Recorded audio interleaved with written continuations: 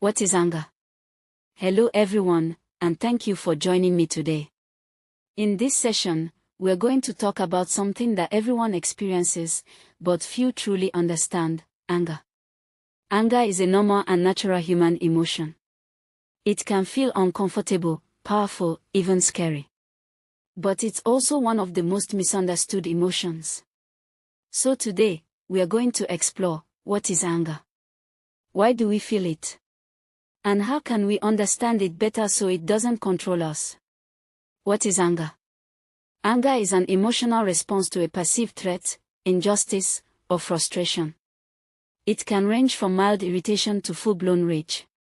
At its core, anger is your body's way of saying, something's not right. From a psychological perspective, anger is part of our fight-or-flight response. When something threatens us, whether physically or emotionally, our brain kicks into survival mode.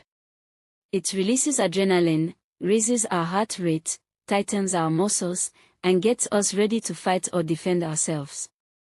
But anger isn't just about danger. Often, it comes from everyday situations. Someone cuts us off in traffic. A friend betrays our trust. We feel ignored, dismissed, or misunderstood. In those moments, anger tells us, pay attention. Something needs to change. Types and expressions of anger. Anger doesn't look the same in everyone. There are different types of anger.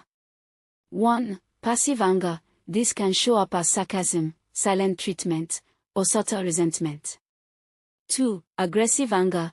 This is what we usually recognize: yelling, violence, or verbal abuse. 3. Assertive anger. This is healthy anger. It's when you express your feelings clearly and respectfully without harming yourself or others. How we express anger depends on our upbringing, environment, and emotional regulation skills. Some people explode, others shut down, and some internalize it, turning anger inward, which can lead to anxiety, depression, or even health problems. Why do we get angry? Anger has many triggers, and they often fall into 3 broad categories. 1. External events, like unfair treatment, traffic, or being insulted. 2. Internal thoughts, like negative self-talk or feeling powerless. 3. Unmet needs or values, like respect, honesty, or feeling safe.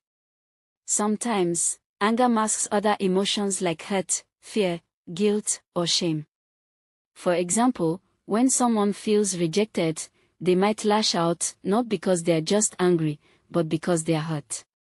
Anger can also be learned.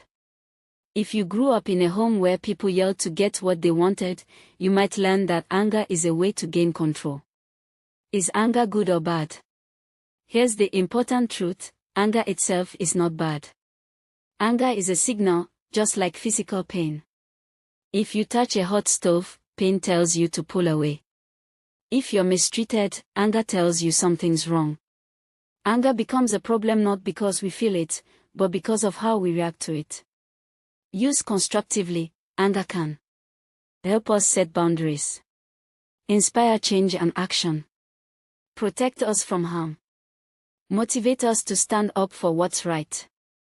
But if unmanaged, anger can destroy relationships, harm our physical health, lead to regretful actions, escalate conflict.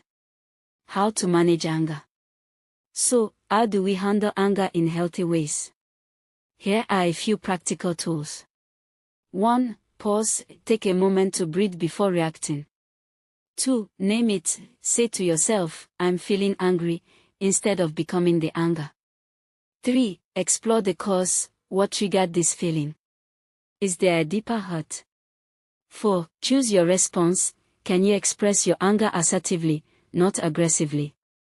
5. Practice calming techniques, deep breathing, journaling, walking, or talking to someone.